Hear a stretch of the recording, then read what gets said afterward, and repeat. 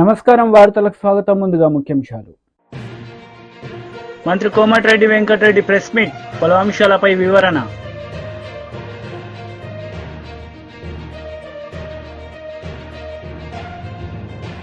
BRS leader press meet, పలు అంశాలపై వివరణ.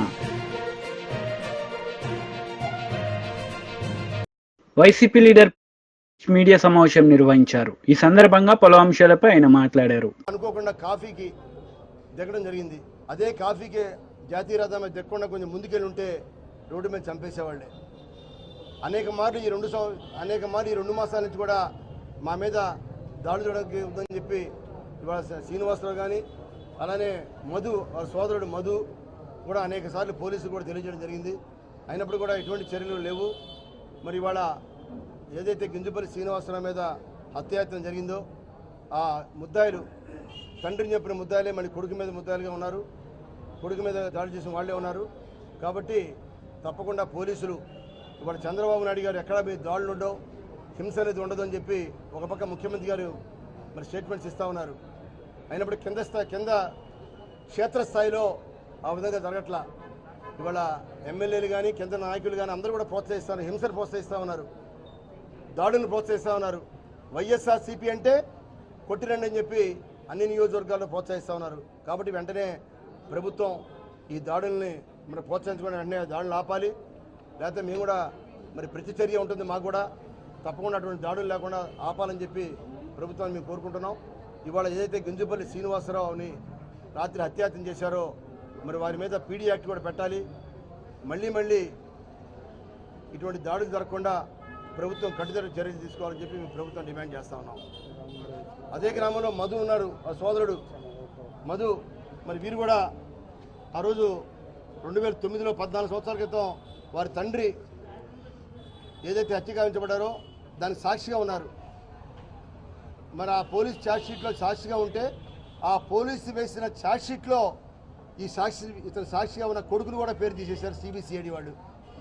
కాబట్టి సిబిసిఐడి ఆ రోజు వేసిన కేసుని తీసివేసి మళ్ళీ పోలీసునే ఈ కేసుని తిరిగి విచారించి ఎవరైతే ముద్దాయిలు ఉన్నారో, ఎవరైతే గింజుపల్లి వీరయ్య గారిని చంపిన నిజమైన ముద్దాయిలు ఉన్నారో మరి వారిని ఆ పోలీసు తిరిగి దీని కేసును విచారించి ఆ సిబిసిఐడి కేసుల్ని లేకుండా ఇవాళన్న తెలుగుదేశం ప్రభుత్వం ఆ కేసును విచారించి ఆ దోషులను శిక్షించాలని చెప్పి మేము ప్రభుత్వాన్ని కోరుతున్నాం.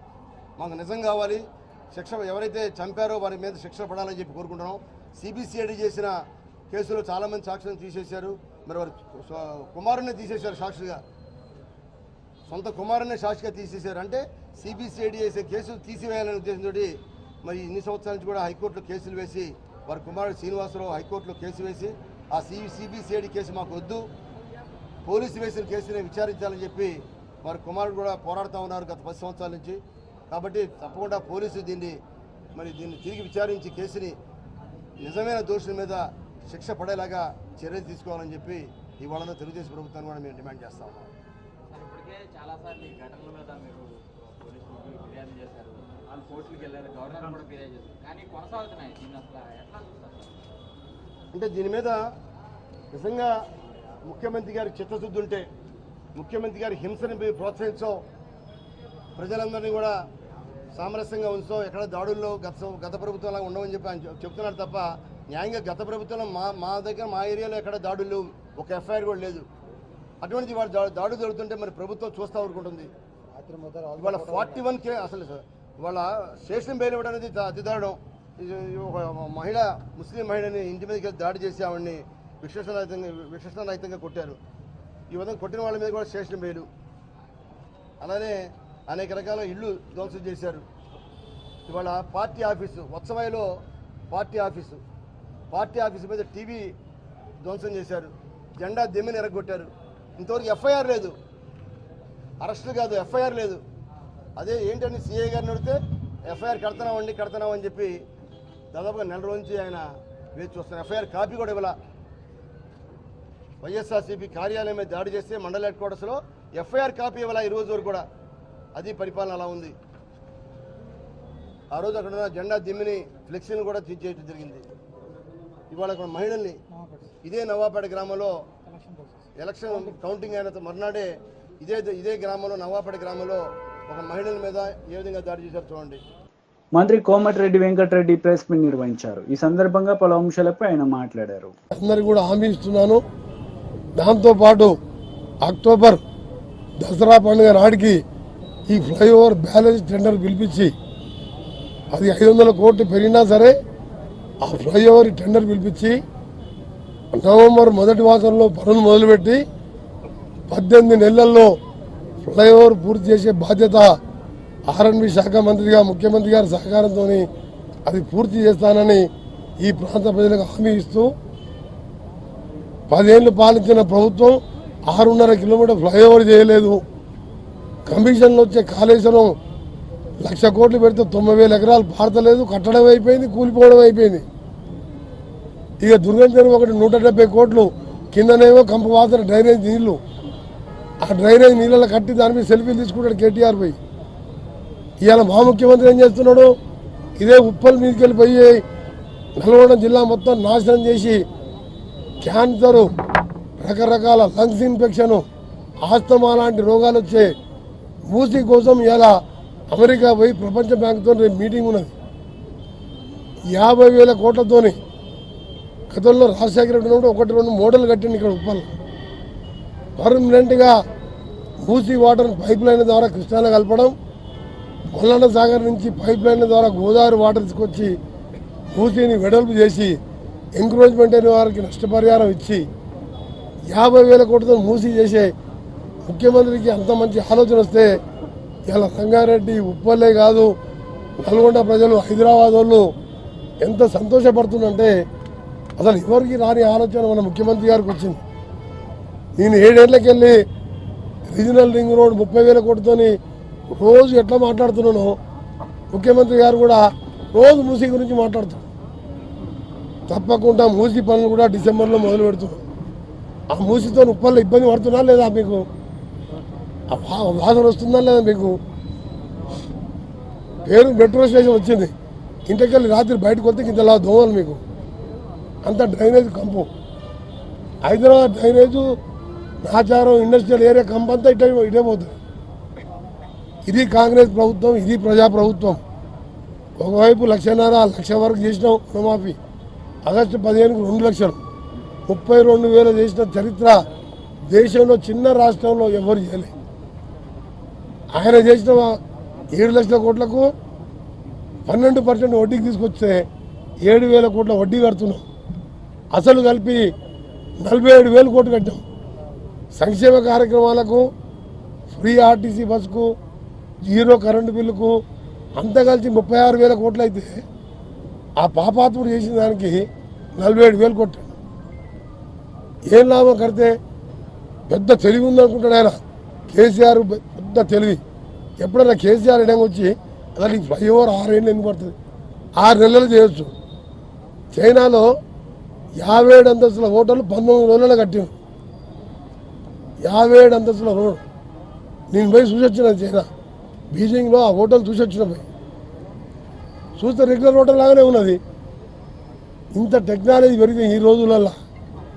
హైదరాబాద్ 60 అంతస్తుల బిల్డింగ్లు అవుతున్నాయి. మరి కేటీఆరా, కేసీఆరా, హరీషా అసెంబ్లీలో మాట్లాడుతున్నా, ఇంకా సిగ్గులే కూడా అసెంబ్లీలో.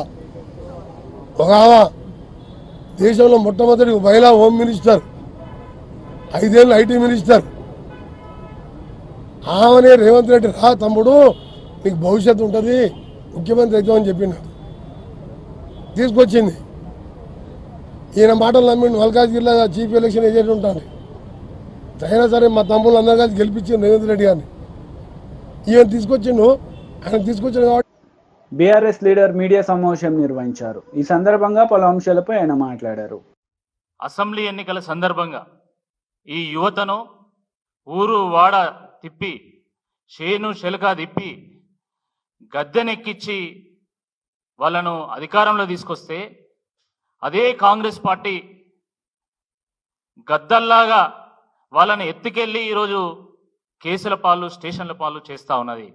ఇది చాలా దుర్మార్గం. ఇది ఆ రోజు శాసనసభ ఎన్నికల సందర్భంగా కానీ, లేదా ఇటీవల జరిగినటువంటి ఎమ్మెల్సీ ఎన్నికల సందర్భంగా కానీ కాంగ్రెస్ పార్టీ గెలిచిందంటే దానికి ప్రధాన కారణం ఈ రాష్ట్రంలో ఉన్నటువంటి యువత, ఈ రాష్ట్రంలో ఉన్నటువంటి నిరుద్యోగులు,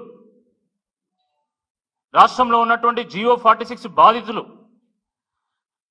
కానీ ఆ నిరుద్యోగ యువతనే ఈరోజు మా కష్టాలు చెప్పుకుందామని చెప్పి వాళ్ళు ప్రజాభవన్కు వెళ్తే వాళ్ళ కష్టాలను వినకుండా, ఈరోజు వాళ్ళ కన్నీళ్లను తుడవకుండా, ఈరోజు వాళ్ళను కొట్టి వాళ్ళని కేసుల పాలు చేసి వాళ్ళ మీద అరాచకం చేయడం చాలా దురదృష్టకరం.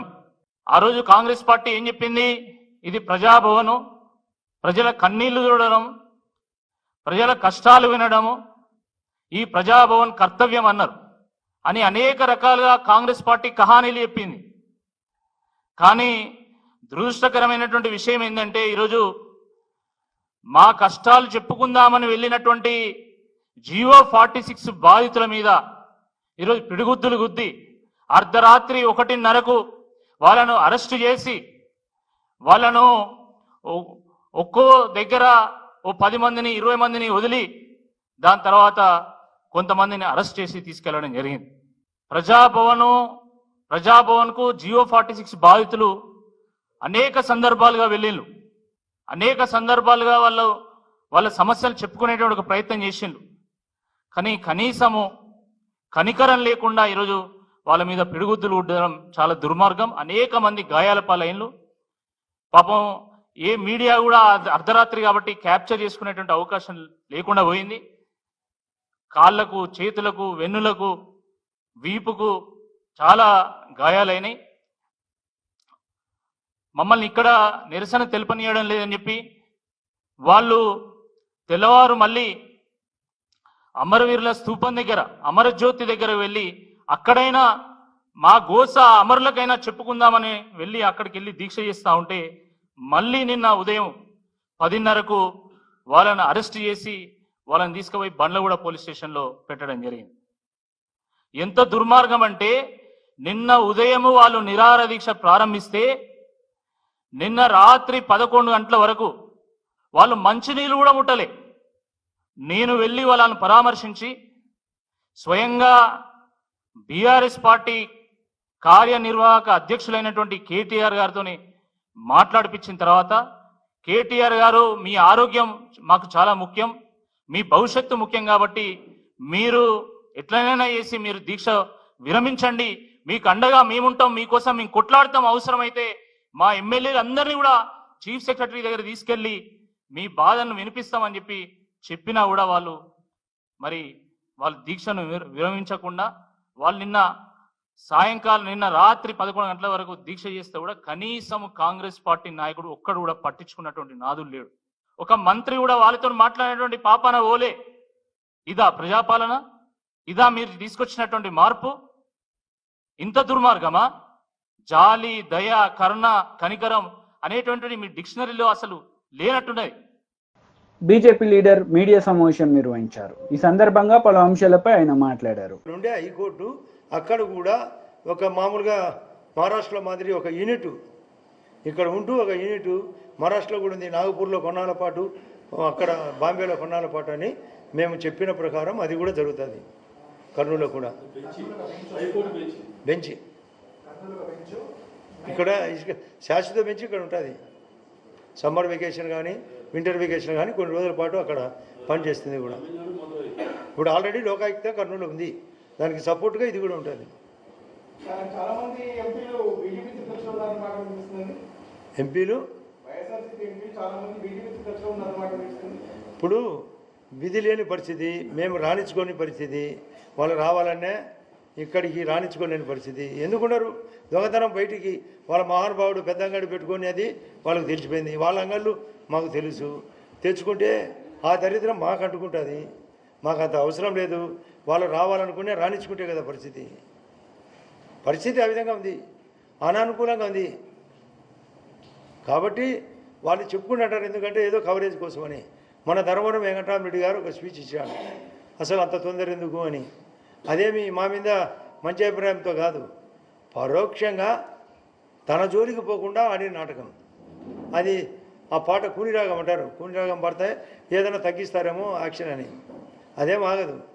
కేంద్రం ఇస్తున్న 15,000 కోట్ల గ్రాంట్ కూడా గ్రాంట్ కాదు, అది అప్పే అని చెప్పేసి అంబటి రాంబాబు అంటున్నారు. అలాగే యూటర్న్ తీసుకుంటున్నారు 2 నెలల్లోనే చంద్రబాబు అని చెప్పి అంబటి రాంబాబు కామెంట్. రాంబాబు గారు ఏ కామెంట్ అయినా చేస్తాడు, యూ టర్న్ ఉండదు, ఎప్పటికీ ఒకటే టర్ను, ఒకటే కూటమి, ఇంకా బలంగా ఉంటుంది. ఇంకా టోటల్ అన్ని స్థానాలు 200 స్థానాలు వచ్చేదానికే మా ప్లాన్ ఉంది. నేను ఫస్టే చెప్పినా వాళ్ళకి 0 అని, వాళ్ళ మ్యాథమెటిక్సే చెప్తున్నాయి. 200 అని చెప్తే 15 వచ్చినాయి, ఈసారి మాకు 9 అని చెప్తే 200 వస్తాయని వాళ్ళకి 0 అని. కారణం ఈ యొక్క ప్రగతి. మేము ఆ మాదిరి చేయాల్సిన అవసరం లేదు. ఈ మోడీ గారు అక్కడ, ఇక్కడ చంద్రబాబు నాయుడు గారు అందరూ పనిచేస్తాం, ప్రతి చోట న్యాయం జరుగుతుంది. మొన్న నేను పార్థసారథి గారితో మాట్లాడినప్పుడు అందరికీ హౌసింగ్, ఆయన పార్థసారథి గారు నూజివీడు ఎమ్మెల్యే గారు, మంత్రి కూడా, అందరికీ ఇండ్లు కూడా 2.5 లక్ష సెంట్రల్ ఇస్తే 1,50,000 కలిపి అందరికీ జర్నలిస్టులకు కూడా ఇండ్లని ప్రకటించాడు. నేను నిన్న కూడా మార్నింగ్ మాట్లాడాను. టిడ్కో హౌస్ ఆయన కిందికి రాదు, నారాయణ గారికి వస్తుంది. మీరందరూ ఎక్కువ మంది టిడ్కో కింద ఆధారపడి ఉంటారు, అందరికీ హౌసింగ్ ఇవ్వాలనే ఉద్దేశంతో అన్నీ బయట ఉండేటి కట్టిన వాటిని 90, 95, 99% కడితే కూడా ఆపినాడు ఈ దరిద్రుడు.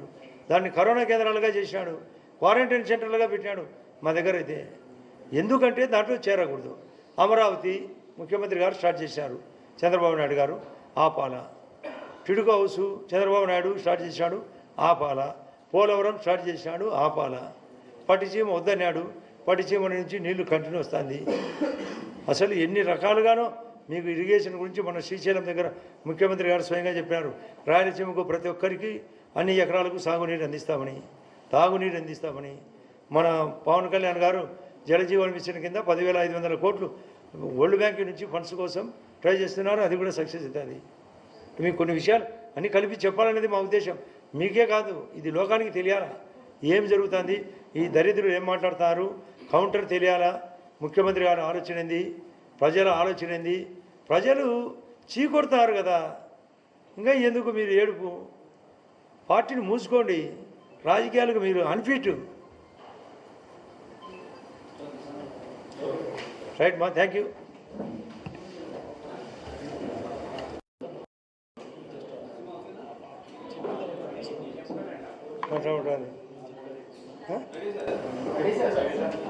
రైట్, బాగానే సౌండ్ బాగుందిమ్మా. ఓకే, అందరికీ నమస్కారం. ఈరోజు నాతో పాటు రాష్ట్ర మోర్చా ముస్లిం మోర్చా అధ్యక్షులు బాజీ గారు మరియు యువ మోర్చా నాయకుడు Rajesh Reddy doctor. BJP leader media సమావేశం నిర్వహించారు. ఈ సందర్భంగా పలు అంశాలపై ఆమె మాట్లాడారు. ఇబ్బందులు తెలంగాణ రాష్ట్రంలో వైద్య శాఖలో ఉన్నాయి. మీరు వాటి నుంచి బయటపడడానికి ఏమన్నా ఆలోచన చేసినారా? ఎంతసేపు కేంద్రాన్ని నిందించడానికి బడ్జెట్ సమావేశాలను ఉపయోగించుకున్నారు. బీఆర్ఎస్ పార్టీ, కాంగ్రెస్ పార్టీ తన్నుకొని టైం వేస్ట్ చేసి ఇష్యూస్ని డైవర్ట్ చేసి ఎక్కడ భారతీయ జనతా పార్టీ ఎమ్మెల్యేల సలహాలు సూచనలను కూడా తీసుకోకుండా ద్రవ్య వినిమయ బిల్లు చర్చ సమయంలో కూడా చర్చను పక్కదారి పట్టించి మమ అనిపించినారు తప్ప మీకు ఒక నిర్దిష్టమైనటువంటి చర్చలు జరపాలి, ఉపయోగకరమైనటువంటి విధంగా బడ్జెట్ను ప్రవేశపెట్టాలి అనేటువంటిది ఎక్కడ కూడా కాంగ్రెస్ పార్టీ దగ్గర కనపడలే మనకు. ఇవాళ మేము అడుగుతున్నాం, కేంద్రం నుంచి వైద్య ఆరోగ్య శాఖకు తెలంగాణ రాష్ట్ర ప్రజల ఆరోగ్యానికి సంబంధించి ఇన్ని కోట్ల రూపాయలు ఖర్చు పెట్టినాం. గత 10 సంవత్సరాలుగా తెలంగాణ రాష్ట్రంలో నిర్వీర్యమైపోయినటువంటి రంగాలు ఏమన్నా ఉన్నాయి అనంటే అది మొదటిది విద్యారంగం అయితే రెండవది వైద్య రంగం. మరి దాన్ని గాడిలో పెట్టేటందుకు ఇప్పటి వరకు మీరేమైనా ఒక నిర్దిష్టమైనటువంటి ప్రణాళికను సిద్ధం చేసినారా? ఎక్కడా పాలసీ లేదు. హెల్త్ పాలసీ తెలంగాణ రాష్ట్రంలో ఈ రోజు వరకు కూడా లేదు. మీరు ఎన్హెచ్ఎం రూల్స్ ప్రకారం 8% బడ్జెట్ని వైద్య శాఖకు కేటాయించినారా? సగం కూడా కేటాయించలేదు. మీరు రాష్ట్ర జీడిపిలా కనీసం ఒక 2.5% అన్నా హెల్త్కి కేటాయించాల బడ్జెట్లో. మరి మీరు ఎక్కడ 1% కూడా కేటాయించలేదు. వైద్య శాఖలో అనేక ఖాళీలు ఉన్నాయి.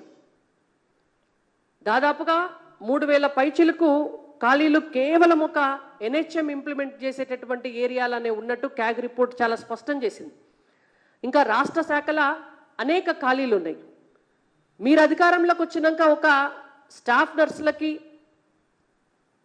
నియామక పత్రాలు ఇవ్వటం తప్ప హెల్త్ డిపార్ట్మెంట్కు సంబంధించి ఎక్కడ కూడా నియామకాలు చేపట్టలే. మరి వాటన్నిటి సంగతి ఏంటి?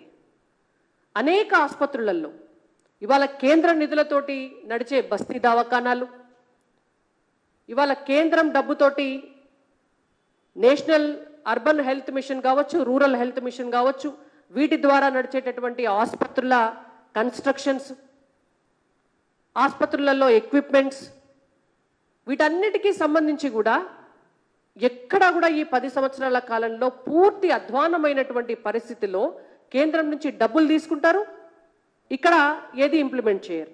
ఈ కాంగ్రెస్ ప్రభుత్వం అధికారంలోకి వచ్చినాక కూడా బస్తీ దవాఖానాల్లో గత నెల వరకు 3 బీఆర్ఎస్ లీడర్ మీడియా సమావేశం నిర్వహించారు. ఈ సందర్భంగా పలు అంశాలపై ఆయన మాట్లాడారు. మన అదృష్టవశాత్తు తెలంగాణ రాష్ట్రము దేశంలో మనము 28 రాష్ట్రాలు, తర్వాత 7 8 యూనియన్ టెరిటరీస్ ఉన్నాయి.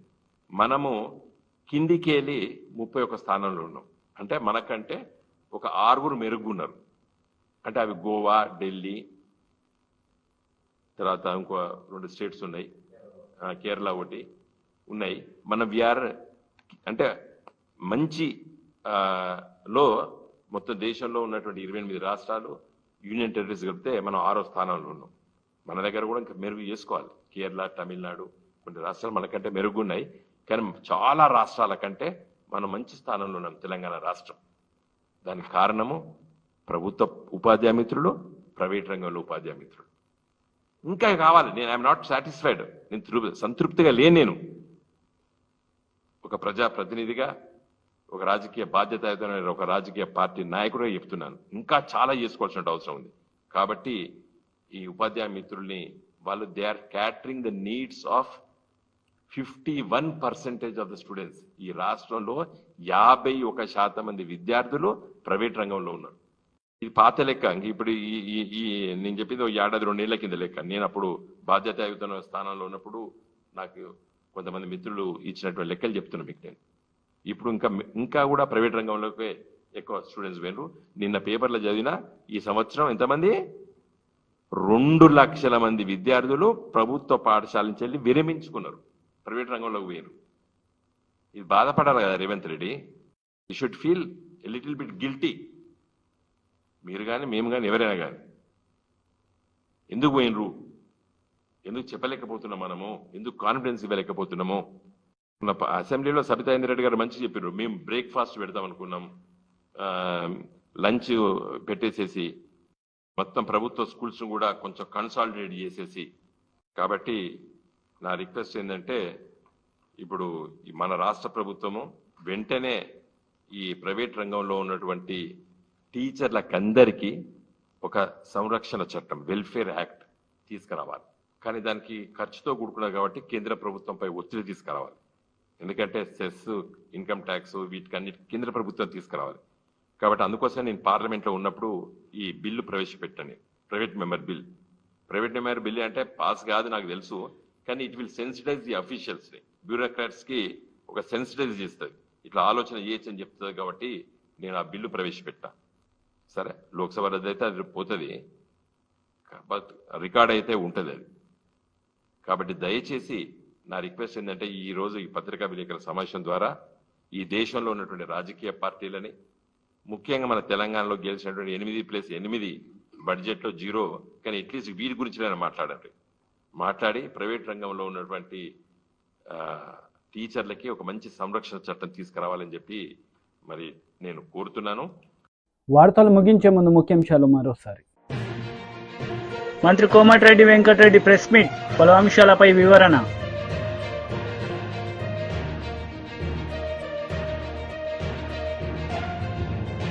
బీఆర్ఎస్ లీడర్ ప్రెస్ మీట్, పలు అంశాలపై వివరణ. ఈ వార్తలు ఇంతటితో సమాప్తం. తిరిగి ప్రసారమయ్యే వార్తల్లో మళ్ళీ కలుద్దాం.